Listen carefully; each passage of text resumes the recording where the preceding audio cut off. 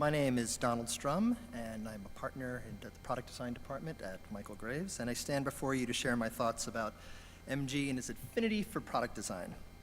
Now, I will tell you this. Michael was my design dad, too. You don't spend 31 years with someone because you like them. You spend 31 years with someone because you love them. Michael revealed to me a world of possibilities using the power of design. Michael's vision was so much larger than myself, larger than anything I ever experienced in my life. And I found that extremely intoxicating, especially as a young designer learning to find my voice. It's been a shaky couple of months. I lost my own father last summer, and now losing my design dad is a double whammy, testing all of my coping skills. Good thing I have such a great circle here today and all this support right here, right now, and I expect a hug from every one of you after the memorial. You, and especially you. In my professional life, Michael is the only boss I've ever known. He's my boss. Perhaps he was your boss too, and in fact, I'm a little curious to know if he was your boss and maybe your student. So let's just call this the 7-inning stretch. So raise your arm on the count of 3 and maybe say this word that might be all too familiar with you, the word charrette. Right, let's try it. 1, 2, 3. What's he? Charrette. What's? Yeah, nice. That's a good representation here. Now, life in the studio with Michael was all about being creative, sketching with colored pencils, drafting with fine point pens, composing patterns, molding with clay, forming with paper, and crafting stories. Who gets to do that, I say to you? Children do. That's who. Children do. But Michael was no child while he was using these various mediums to create worlds for us to experience what could be, one building at a time, one tea kettle at a time, one painting at a time. Only a select few get to influence in this way. And why, you say? Because Michael captivated a loyal audience that loved his work. Now, let me tell you about the first project I had the opportunity of working on right out of college. Or why don't we let Michael tell the tale of it?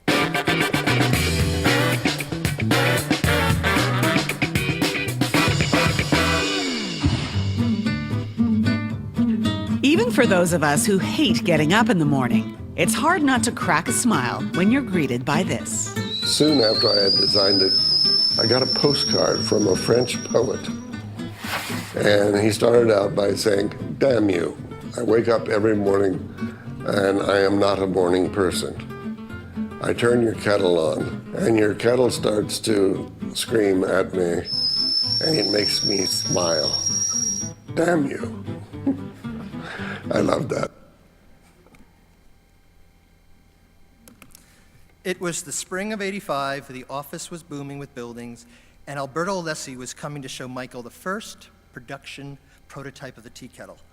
Alberto's visiting was always a big deal, you know. But it just wasn't Alberto, it was an entourage of sorts. A couple of Alessi brothers, a few Italian engineers, several folks from marketing, and even the distribution agent from North America, I think is here, Jack Marcus, he's here somewhere. A black velvet satchel was delicately placed in the center of a large circular table in Michael's library. Everyone gathered round and Alberto slipped off the satchel. The kettle revealed itself as our faces were lit up by the bright metal's reflective glow of gleamy stainless steel goodness. No words, no sounds, and time stood still. Somehow, through the unveiling, I ended up on my knees, with my chin now resting on the table. I was like a raccoon mesmerized by all that shiny goodness of that object. I heard the pop of a cork and the Prosecco began to pour. Remember, these are Italians. Michael was circling around the room looking at the tea kettle from all different angles and vantage points. There was a wall mirror in the room hung between a set of French doors, and I witnessed MG looking at the reflection of the tea kettle in the mirror. Whatever was he doing, I thought, so I decided to find out. I said, "You are Michael Graves. Your Yamana building is set to open next month. The The office is getting new commission after new commission, and now here you are staring at your first industrialized product, the Alessi Whistling Bird Tea Kettle. What are you thinking at this very moment? And MG's response? Mother fudger. Except he didn't say fudger. Michael was always one to swear with flair. Just ask anyone who attended his symposium this past November and heard his interpretation of the Spanish architect's name, Calatrava. It went viral, you know. The tea kettle remains the #1 selling product in the Alessi portfolio. Right, Paolo? That's Paolo Crevetti, Managing Director of USA. If you need a discount on some tea kettles, you talk to Paolo. In fact, Michael created a special 30th anniversary edition that the tea kettle will be launching this fall. It's really nice. Alberto Alessi referred to MG as one of his maestros, meaning master. It is an honorific title of great respect. Time for a commercial. I think the most important aspect of what we're doing at Target is it's changing the way America thinks about design. Ordinary objects don't have to look ordinary. One of the shapes that we've used is the egg. It's easy to hold, it's fun to hold, it's rebirth. Which came first, the chicken, the egg, or the spatula. Every object has a purpose, but it should also have a personality. Good design doesn't have to be so serious or so seriously expensive. It's there for everybody. For our Target work back in 1998, the egg really did come first. In creating a distinct design language for Target, Michael had just read a survey of architects and designers whereby there was a consensus that the egg was the most beautiful shape in the world. The egg shape had also surfaced in Michael's work a little bit earlier, one for the glass manufacturer, a German manufacturer named Leonardo, as an aptly egg handle on the glass teapot, and prior to that in 1992 as an alternative design for our Alessi espresso pot. Now, Alberto was not very fond of that concept and quite literally asked us to go back to the drawing board on that, and we did. He said the design lacked potness, whereby he meant the essence of what the object should portray, its sense of being familiar. Well, as Patrick mentioned, Michael had an incredible visual memory and would never forget a good idea. And so we resurrected the eggness for Target and we applied it liberally.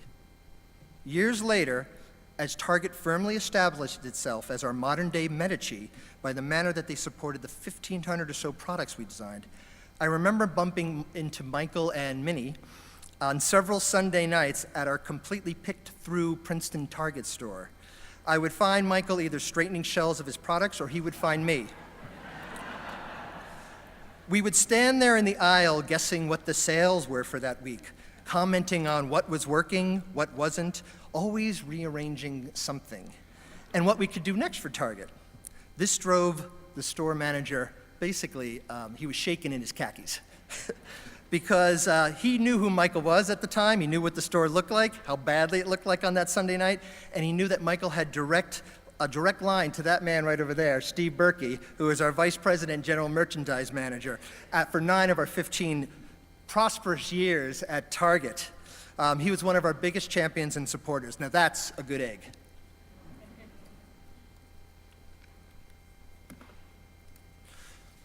Charles Eames stated, design is a method of action.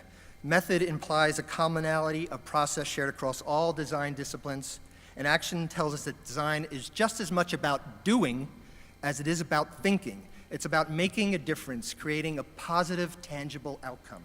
Michael was a huge doer, and never was it more evident in his work for healthcare, as we've been seeing and witnessing. With his paralysis, he got to work and turned lemons into lemonade. To begin, MG thought he could have the biggest impact by taking on the patient room in the hospital. As you can see, he had plenty of experience and very well acquainted with it.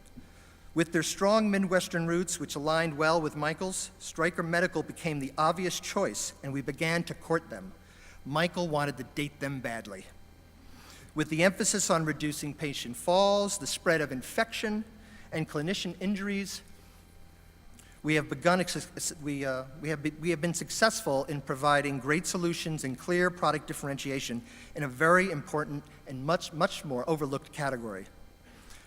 Now, I love going on about this product right here. It's Michael's one-year-old Stryker Prime transport chair, which directly took on the sickly, lowly wheelchair, a piece of hospital equipment that hadn't changed much for about 80 years or so, until now.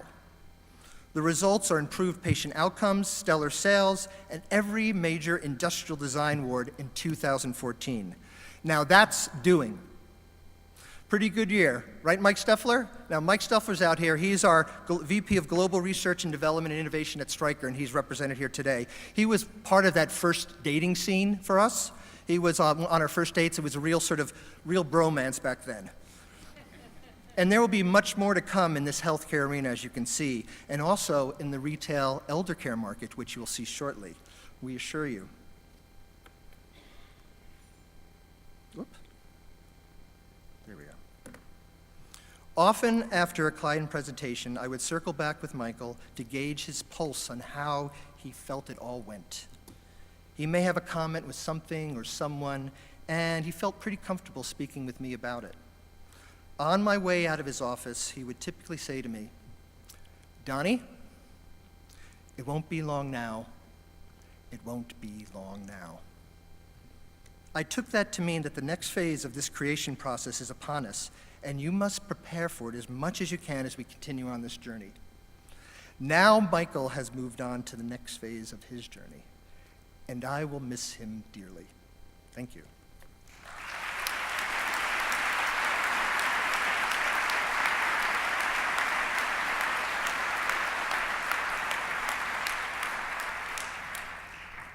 Thank you, Donald.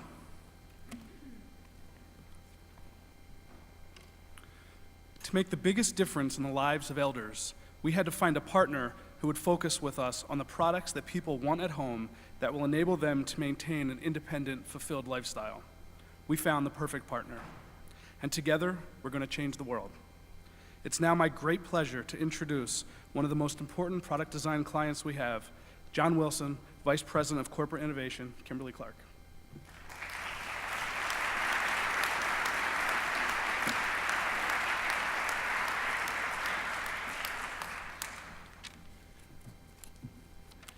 Good afternoon.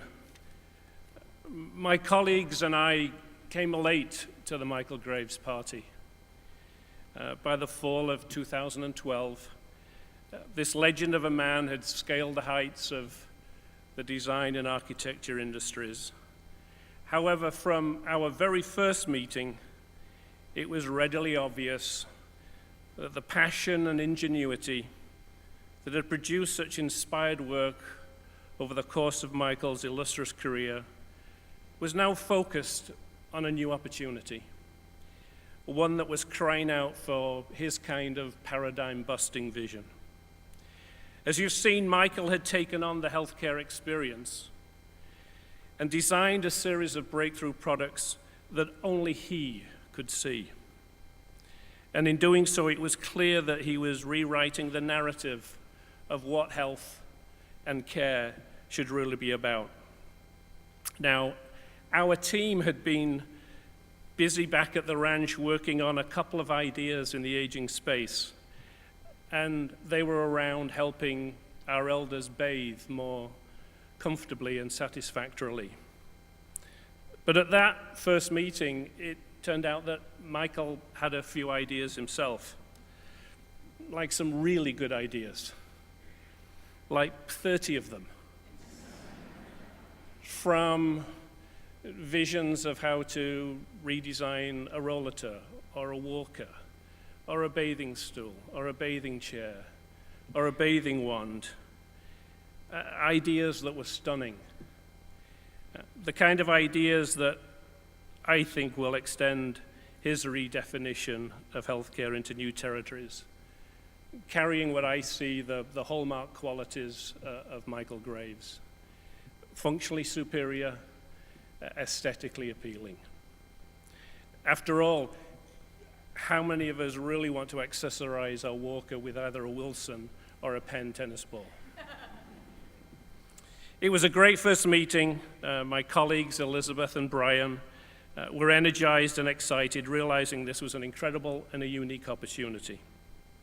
On the phone the next day, their enthusiasm was intoxicating, and within a week, they were back in Princeton with me in tow.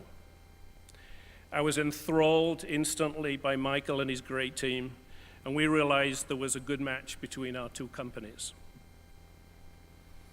On leaving, Michael motioned to Elizabeth, my colleague, for a parting word in her ear, and said a couple of things that really, for us, define his attitude and make us realize what had made him so successful and so special.